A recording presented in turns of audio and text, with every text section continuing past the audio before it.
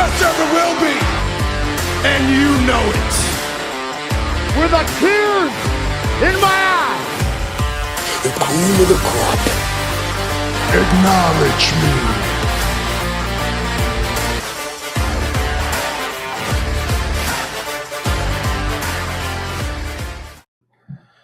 Well, good afternoon, everybody. Surprise. I got a solo edition of Top Rope Nation here for you on a Monday afternoon. I believe this is episode 345 of the show.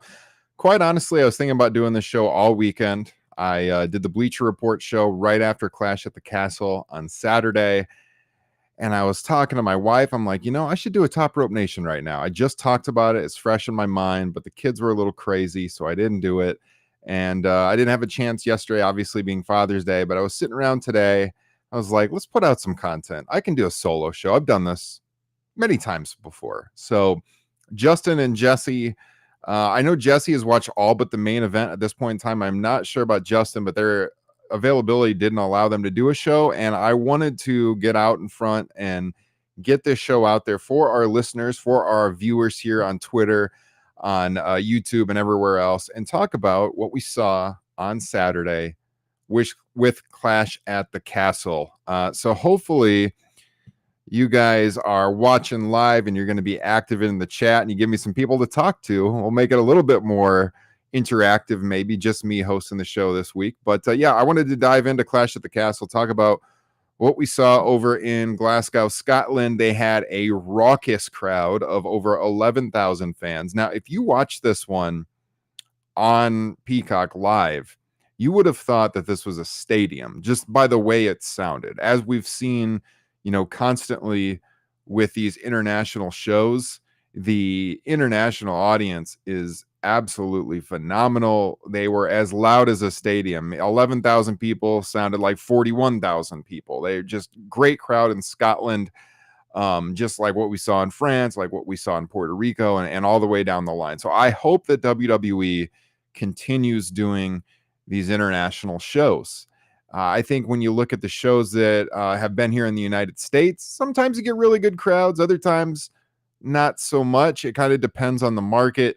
Of course, Chicago always has a great crowd at the Allstate Arena, but man, these international crowds are totally next level, and it makes watching the show so much more enjoyable. I think that crowd just translates into high energy, and it makes a show like this, which maybe on paper pretty average show, maybe a little bit above average. It sets it over the top a little bit. So if we get into the grades right away, as we often do on these PLE pay-per-view review shows, and look at how we, the host of Top Rope Nation, would grade it, I would give it a B. And I always talk about my criteria. An A-level show needs to have a match of the year contender. A B-level show needs to have something that I would go back and watch again. And then for me, a C is an average show. I'll put this at like the B- to B range.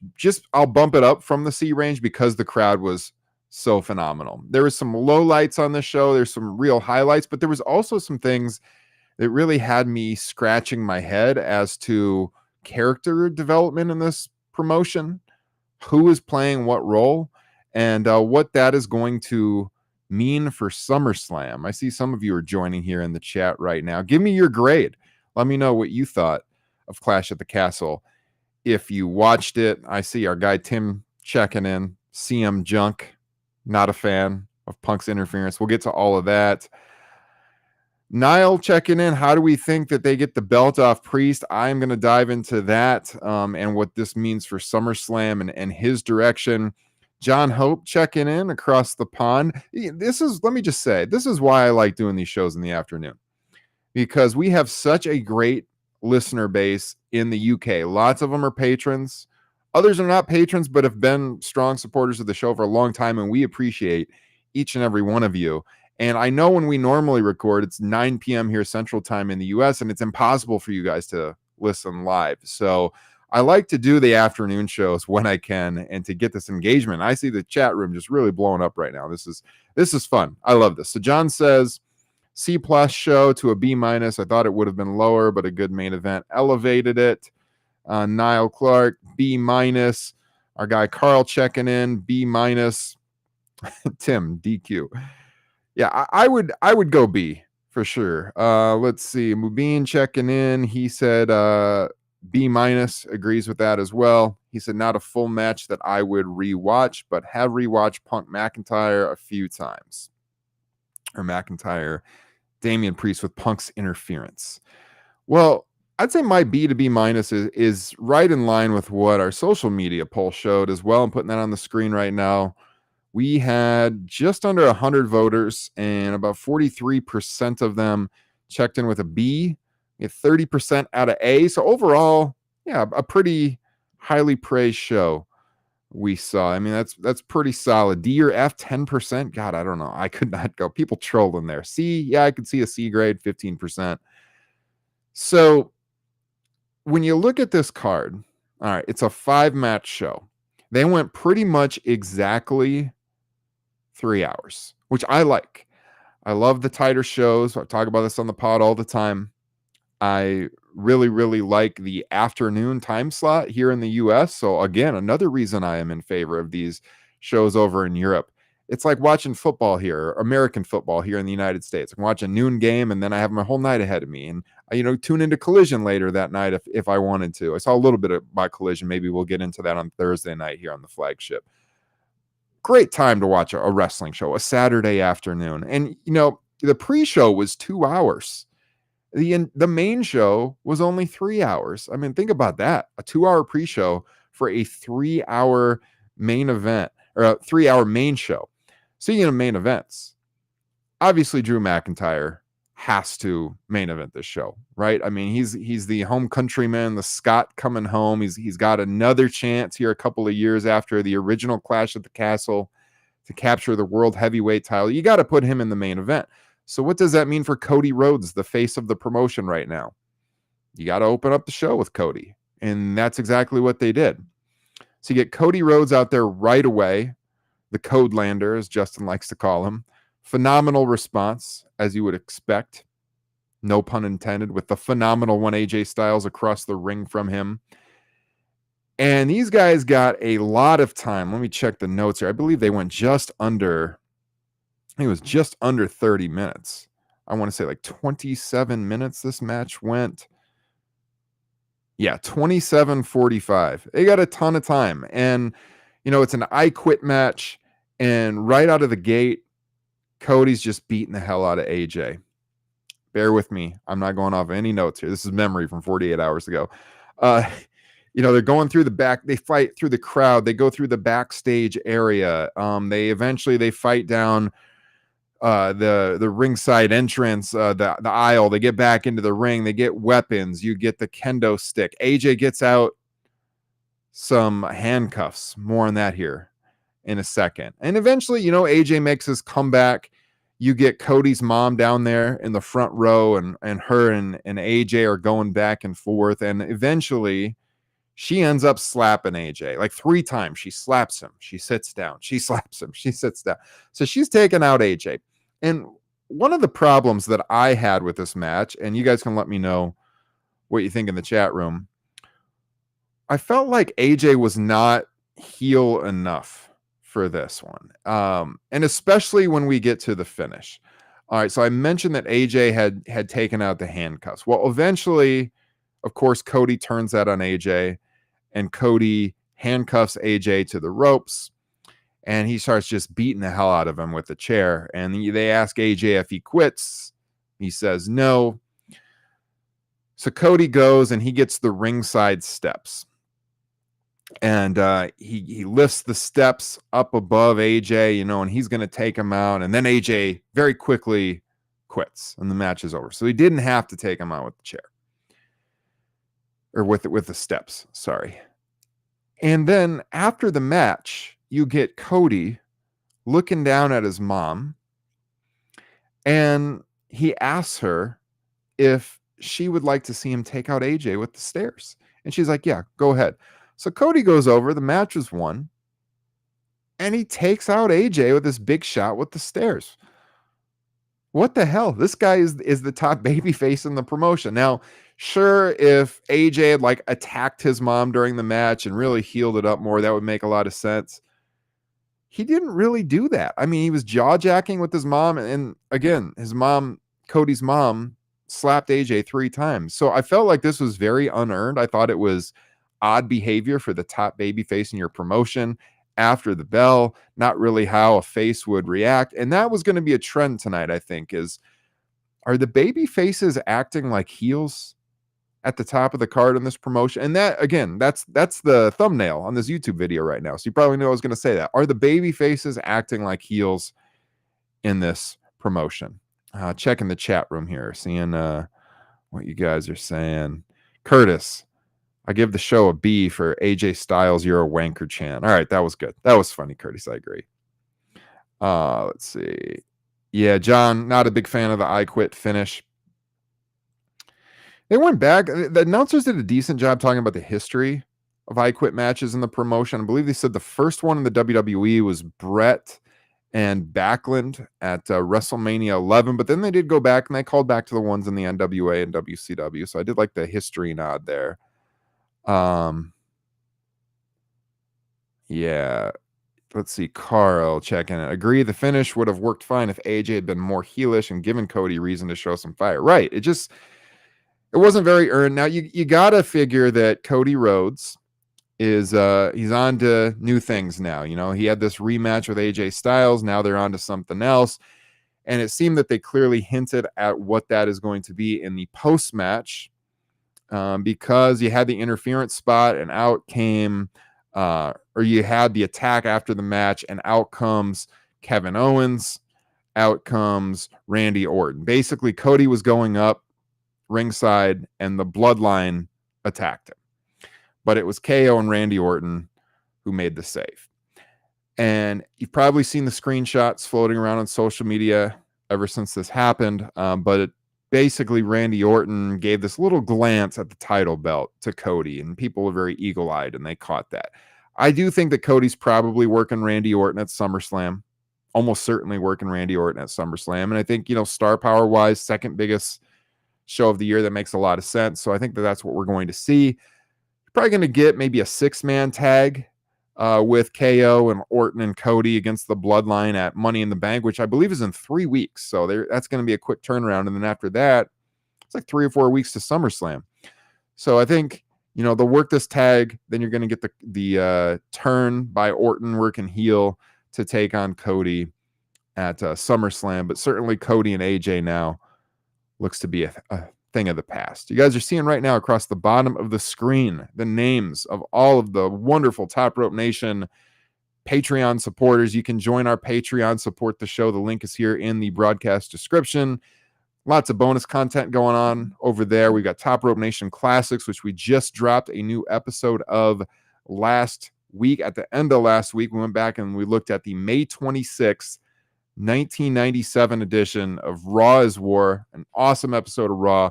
If you don't remember what was on that show, you had Owen Hart and the Bulldog against Shawn Michaels and Steve Austin. You had Paul Bearer playing up the Kane storyline.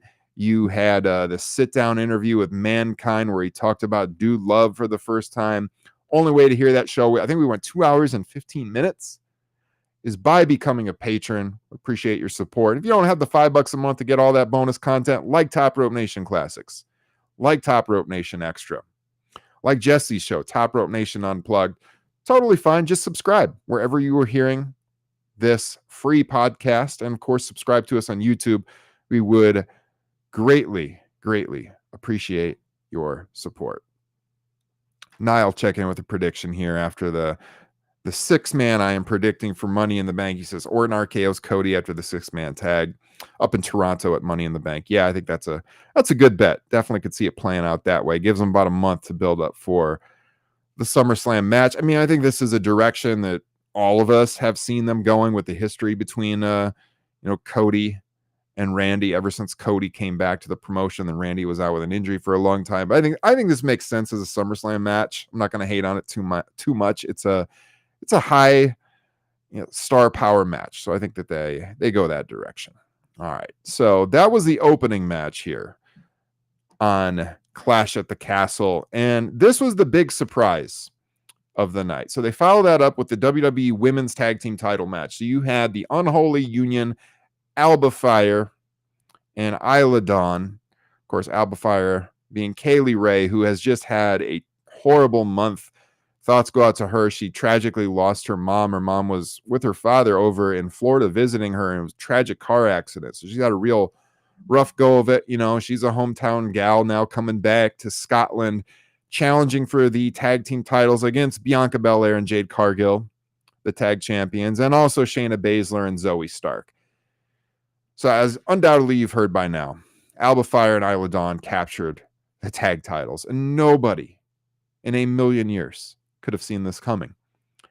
That said, I have no problem with this. This might surprise you, but I feel that given what Alba, Kaylee Ray had gone through over the last month, given that I'm sure they wanted to give the Scottish fans something, and what we saw in the main event wasn't going to be it, as we'll get to, they wanted to give them a title change.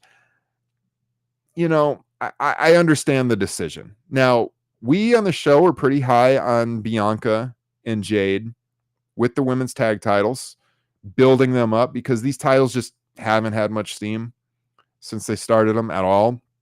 And we saw this as a way to build up the prestige for months on end and eventually get to a situation where Jade and Bianca split and they have probably a WrestleMania match. And the hope is that would be a match that could headline WrestleMania. I think that's still on the cards. The finish of this match did not see Cargill and Belair take the fall, so they were protected. I think they probably get the titles back before too long. I don't think that this is a very long title reign. I think it was just a nice thing to do for Alba Fire and Isla Dawn over in Scotland, and they'll move them back to Jade and Bianca. That said, another reason that we supported Jade and Bianca as a team is because Bianca just didn't fit into what they were doing in the women's title situation on either brand going into WrestleMania. There just wasn't really a spot for her. And her being one of the top names in the promotion, men or women, it gave her something to sink her teeth into and grow as a performer and to coach Jade Cargill. Jade Cargill, we have been high on for years on Top Rope Nation. We saw her as someone who could have been a face of AEW, but she never got there. Too green in the ring, not working enough shows, usually relegated to Rampage, a tape show, to help protect her. But they don't have house shows in AEW. They don't have a performance center in AEW. So I still would have built her up through NXT. She really needs the ring time. They decided to not do that. So if you're sending her right to the main roster, you're going to hotshot Jade Cargill to the main roster. All right, that's fine. Get her in there with Bianca Belair, who can teach her. And in this match, we saw some of those weaknesses come out. I mean, she blew a spot off the ropes. It looked pretty ugly. Not one of Jade's better performances since she's been in WWE. But I think I don't want to like say that it's over for her and that she's not going to be a main eventer. That I've seen people saying that on social media. That would be totally ridiculous.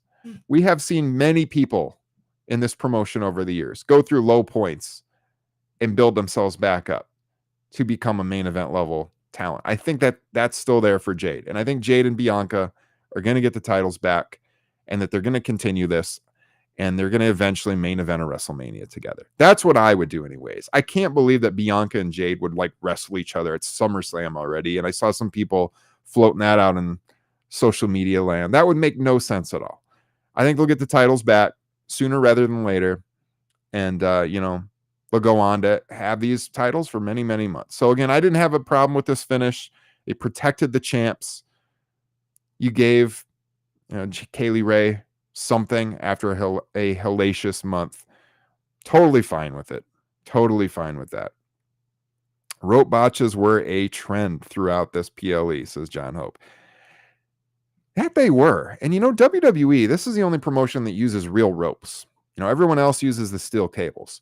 If you guys didn't see this floating around out there, when AJ made his entrance, the referee warned him the ropes were a little more loose than they usually are. You can actually see him like shake the ropes and read his lips. You can see he's telling him the ropes are loose. Does WWE eventually move to the cable ropes like every single other wrestling promotion in the world? Maybe it would be safer. The real ropes thing is something that Vince always liked, and Vince is gone, so maybe they do change it because it's a little more dangerous. They're not as reliable, and we did see that, as John said, come up throughout the show. All right, this match is 12 minutes and 10 seconds. Not a lot to write home about. The shock title change. You know, another thing that made it shocking was on Raw last week. Baszler and Stark beat Fire and Dawn in like a couple of minutes, if I remember right. Just a very quick match. So when you saw that finish, you're like, there's no way they're going to win the tag titles from Belair and Cargill. Well, they did, not directly, because they pinned Baszler and Stark, who had just beat them on Raw. So, I mean, the storytelling there, not very, not predictable. Maybe not so logical. But again, it's the tag titles. They haven't really, even under Belair and under Jay, they haven't been established as a big deal really yet. I think it's fine. All right. Sami Zayn and Chad Gable.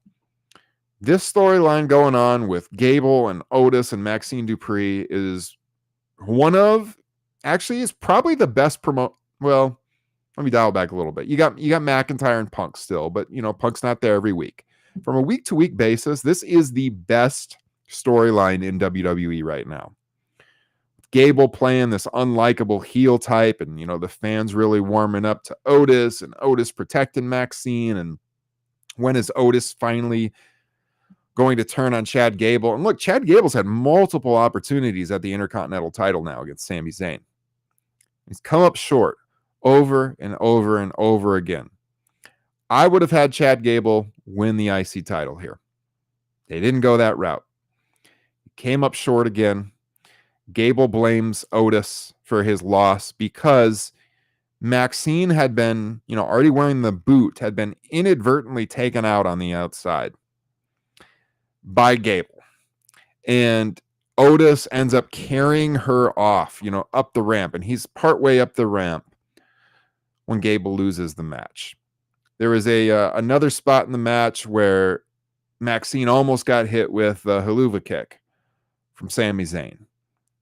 So they were really playing on the crowd's emotions, trying, and Gable got tremendous heel heat throughout. He's terrific in this role. You didn't get the turn, though. You didn't get the full turn from Otis.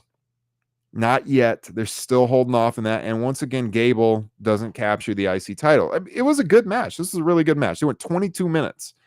Again, this is one of the decisions that I take issue with on this show, though. I would have had Gable get the IC title because he can't possibly be getting another IC title match unless he wins this again. He gets another opportunity and wins it on TV. I mean, the obvious direction is Gable and Otis at SummerSlam. That has to be happening, and I would like that to be an IC title match, but it's not going to be. I don't foresee it being an IC title match unless Gable gets like a 6th shot at the IC title or whatever it would be at this point in time. Some might argue that it doesn't need the IC title. I would argue that match would get a lot more importance with the IC title. They've done their best. Unlike the US title, I know they thought that putting that on Logan Paul would elevate it, but he's just not there enough. And I think the IC title has been elevated, obviously with Gunther over the last year and a half. But I think you get that title in there at SummerSlam, you have them do the split. It makes that much more of a marquee match. Added in with the great story that those people have been telling all along. We'll see which way they go, but yeah, I would have had Chad Gable. This Chad Gable for years has been one of the most underrated people in this entire promotion. He's a phenomenal worker. He's been saddled with horrendous gimmicks. Okay, America Alpha was good. Terrible theme song. As longtime listeners of this pod know, I hated the theme song. It was a good tag team. But then what happened with Jason Jordan? So he has to remake himself. Shorty G. Horrible storytelling with Shorty G. This is the gimmick you give this guy. He's recovered again. They let him be Chad Gable again. The dude is super hot in this role right now with this heel heat. Otis is getting over big time with the crowd. Story is great. Give him the IC title. Sami Zayn doesn't need the IC title. He just doesn't. All right, let's check the chat room here. I'm falling behind. This is the hard part about doing a solo show, is that I start talking, then I'm like, I got to catch up here in the chat room, see what you guys are saying. Gable with the creeds, yeah, absolutely, Niall. I can see that happening. Let's see. We've got Mubin checking in. Could Otis take the title off Zayn at Money in the Bank? And I did what you couldn't do teacher moment to Gable, to lead to Gable versus Otis for the IC title at SummerSlam. I could see that. I guess just the way that the story has been built up, though, I would rather have Otis take it from Gable than vice versa. But I could see that as a way that they would recover to still get the IC title into this match down the line. So that makes sense. Is Jesse checking in from Twitter X? Just finished my shoot job. Gable's 2-10 over the last 10 months worth of singles matches. Nice work, WWE. I love Jesse. Always has the stats right there at his fingertips. What else? Carl checking in. He says, there is something about Otis in this mid-card role which appeals to the WWE audiences. He's getting similar reactions pre-COVID with the Mandy Rose stuff. Yes, he was. Yeah, I mean, Otis always gets over. He does. He's never going to be a main event level talent in this promotion. I don't see that. But not everyone has to be a main eventer. In this mid-card level, he is very, very good. The crowd loves him. And that's why Gable is so good in the role that he's been playing as the aggressive heel leader of this group. And it's why the crowd is itching for the turn. It's going to happen. But yeah, I would have given Gable the IC title finally here. We'll see which way they go. All right, so that was the IC title match. Moving on. The most predictable match on the card, Bayley defending the WWE Women's Championship against Piper Niven. Thank God she's not Dewdrop anymore. Who the hell thought Dewdrop was a good name? Piper Niven, another Scottish talent here. And this is why I say, when you look at the lay of the land on this card, you got 3 matches with talent from Scotland. McIntyre, Niven, the Unholy Union. Knowing now that McIntyre yet again was going to fall short, and there was 0 chance Piper Niven was beating Bayley, with them going to Bayley and Nia Jax at SummerSlam.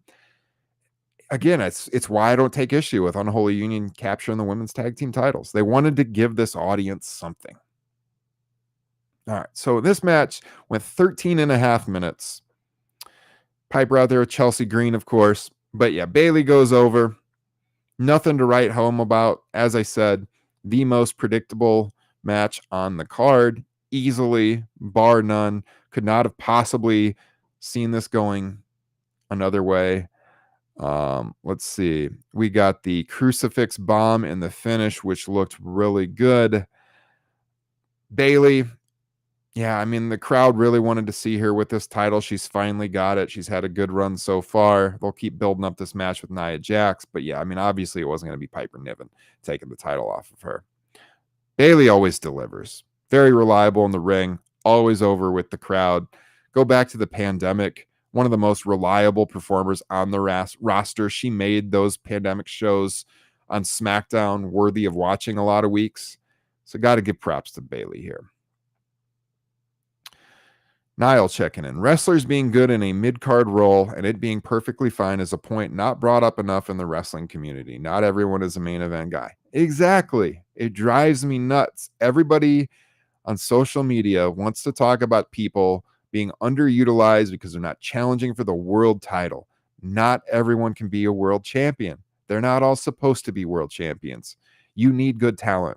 Challenge for the IC title. Challenging for the US title. That's his role. He is great at it. I can guarantee you there are lots of kids going to these shows, and if you ask them, like, who are the top 5 people that they want to see the most, Otis is up there. He's very over for what he is doing. He's not viable at the top of the card, but he gets a great response. He can totally be IC champion, and that's fine. John says, I totally forgot about the Bayley match. That's how little I cared about it. I mean, I was getting my office ready for the Bleacher Report show that we had to do the Bleacher Report watch along, myself and Matt Camp, during the main event. So I came in here and I was like setting up my lighting and stuff. I had it on my office TV, but I was getting ready to go live on BR. So, I mean, I was kind of in and out in the match. I remember the finish with the crucifix bomb was awesome. But I mean, again, I wasn't that invested because there was no chance Bayley was going to lose. There just wasn't. Carl says, when was Big Boss Man most over in the early 90s? When he was past his Hogan matches. I mean, yeah, there's an argument to be made. My God, Justin Joint. All three of us really are here. Justin checking in. Obviously, he wasn't going to be podcasting tonight because his Boston Celtics remain one game away from clinching the NBA championship. Good luck, Justin. I'll be watching. All right.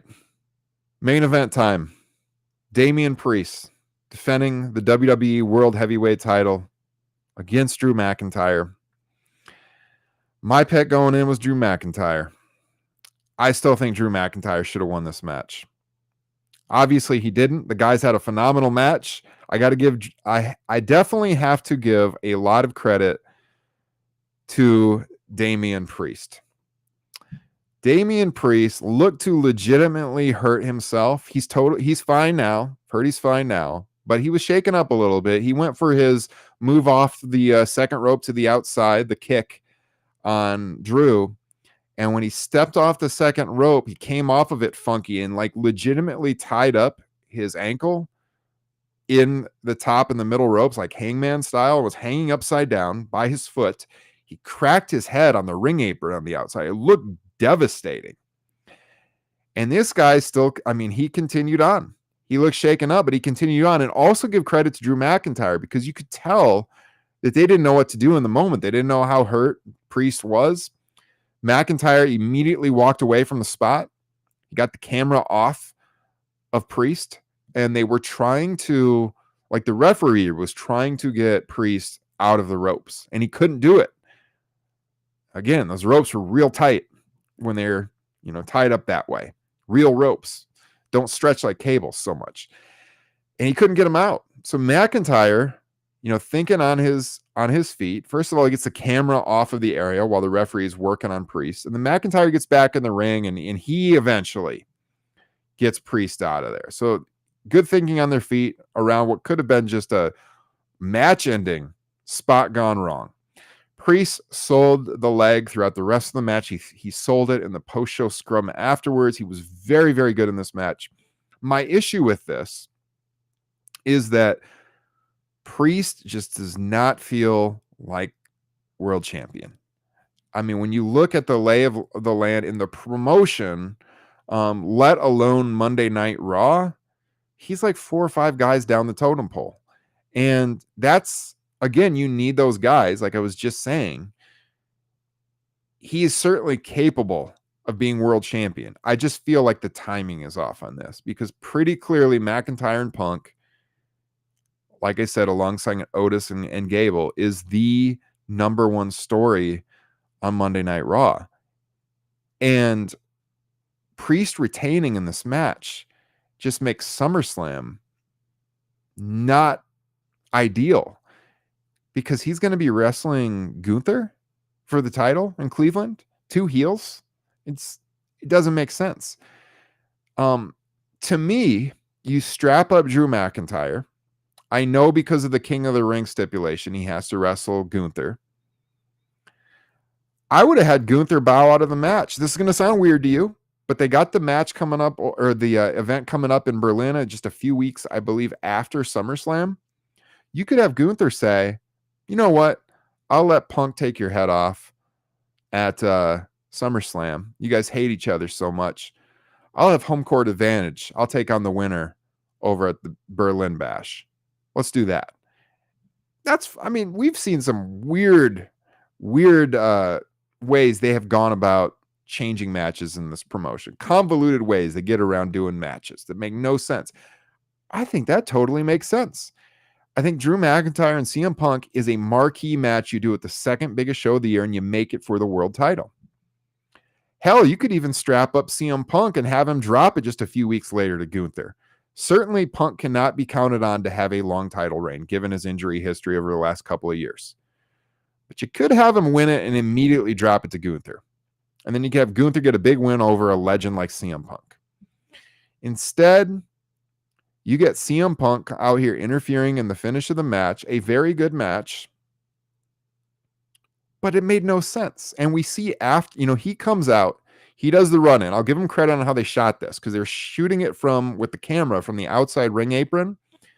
You know, McIntyre has Priest pinned. He hit the Claymore like 3 or 4 times in this match. He's got Priest pinned.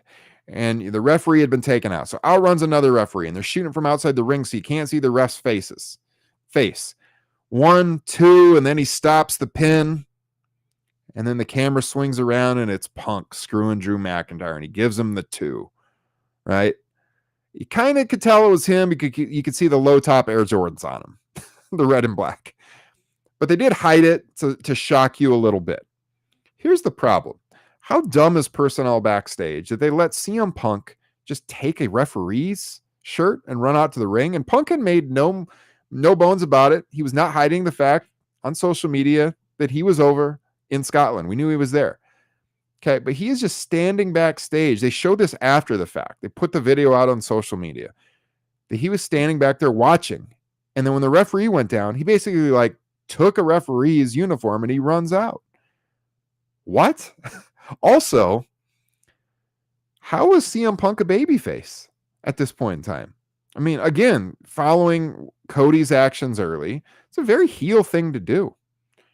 Yet again, screwing over Drew McIntyre, this time in front of Drew McIntyre's fans in his home country of Scotland. And a lot of those fans cheered CM Punk. Let me just put this screenshot up on the screen. Let me make this a little bigger. Let me show you this. Can I make this full screen? Look at these fickle Scots turning their backs on their own countrymen to mark out for CM Punk. What the hell, you guys? You were so into Drew McIntyre. You're cheering Punk, screwing him over? Now, not everybody was. A lot of them were, though. Come on. What are you doing, Scotland? But just on face value, doesn't Punk look like a heel? He already cost the guy the title once. He does it a second time. Do they do a double turn eventually here? Because we talked about it on the pod. You guys are all big wrestling fans. You know, CM Punk is 1,000 times better as a heel. I can only stomach him doing the, oh, gee, I'm so happy to be here, babyface routine for so long. I'd like to see a double turn. I mean, people are already cheering McIntyre because he's so entertaining and one of the best things on the show and has been now for a long time. We eventually get what do you guys think? Let me know in the chat. We could eventually get a double turn here because, I mean, very heelish actions out of CM Punk. Yeah, in the chat. Shocked there were fans cheering Punk in Scotland. Niall checking in. I read on social media that they are thinking of bringing back Bad Blood in October with a Hell in a Cell match. Punk versus Drew would be perfect for that. I mean, if Punk's body can hold up to it and they continue this feud, it is a story that is well suited for Hell in a Cell down the line. Absolutely. Let's see what else. See some comments from Carl on the earlier discussion. Yeah, I mean, I think eventually you move this world title to Gunther. I think we all foresee that happening. So, I mean, does Gunther just demolish Priest at SummerSlam in a heel versus heel match? Again, very odd booking that's what they're going to get to, but it could be. Carl says, I think Punk is destined to be heel by early fall. I sure hope so. Babyface CM Punk ain't where it's at, man. It's not where it's at for me. So, yeah, I mean, that's the show. Punk was on the post-show scrum. Post-show scrum was nothing to watch. I mean, it was all fans in there. No hard questions. Punk, again, kind of acted like an asshole in the scrum. Very heelish in the scrum. He did come with baked goods. You know, no going off script for Punk, but he had some baked goods. He had some donuts, I believe it was. When Damian Priest came in, he forced the media members there to give him a standing ovation. I mean, it wasn't much for media questions. Very softball press conference. Not many notes from that. But yeah, I mean, that was Clash at the Castle. I wanted to talk about it while it's still relatively fresh in my mind. I didn't want to wait till Thursday because we kind of missed the period where people are thinking about it. Because look, it is almost 6 o'clock Central Time. It's like an hour until Monday Night Raw goes on the air. So maybe we'll get some clarity on some of these stories tonight. You guys can talk with us each and every day. If I could talk, man, I host the show, and this is more than I'm used to talking on one podcast. It's a little difficult to do these one-man shows, but you guys, I got to say, you've made it a lot easier with this active chat. Really appreciate all you guys who have been tuning in and talking. Justin says 30 minutes until Uncle Howdy. Maybe.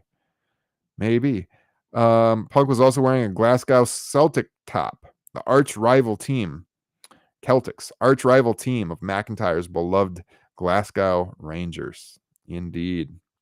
Scrap the media scrums.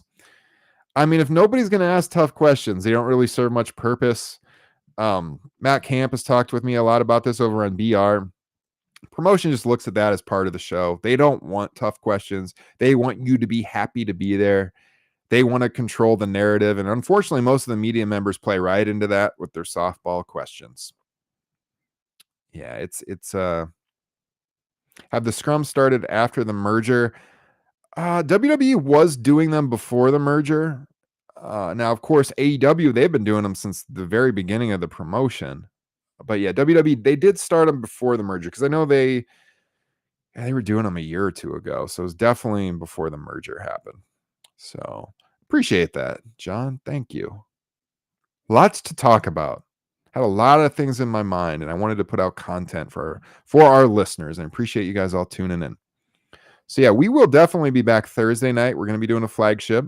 We got another Top Rope Nation Classics coming at you by the end of the month. We're going to be covering Vengeance 2005, which is a really good show I've not seen in a long time. It's also an era we haven't covered much on Top Rope Nation Classics. So looking forward to doing that with Justin and Jesse here in a couple of weeks. Should be a lot of fun. We'll probably be talking some AEW on Thursday night. MJF is his first official match back this Wednesday night against Roosh. We'll be talking about that as well. Hope you guys will all join us live or on demand for that. And again, if you're new to the channel and you've never seen one of these shows, appreciate you tuning in. Subscribe, hit the like button. All of you guys that are here, hit the like button if you haven't. It helps the algorithm. But also join the Facebook group. If you go on Facebook, search Top Rope Nation Pro Wrestling Discussion. We have a great group of people in there. They're talking wrestling every day. Would love to have you join in on the discussion. Those are all the free ways you can support the show. And like I said earlier, if you really want to support us, the number one way is by becoming a patron. If you want to scan that QR code on the screen right now, it'll take you right to our Patreon page. There are over 150 bonus shows available. $5 a month gets you instant access to all of that, to merch giveaways, to virtual hangouts, direct DM to me. You can even come and be a guest on the show as one of the benefits of one of the tiers. You can read all about it. It's patreon.com/Top Rope Nation. Without the Patreon supporters, we would not be doing the show anymore. So you all really make this possible.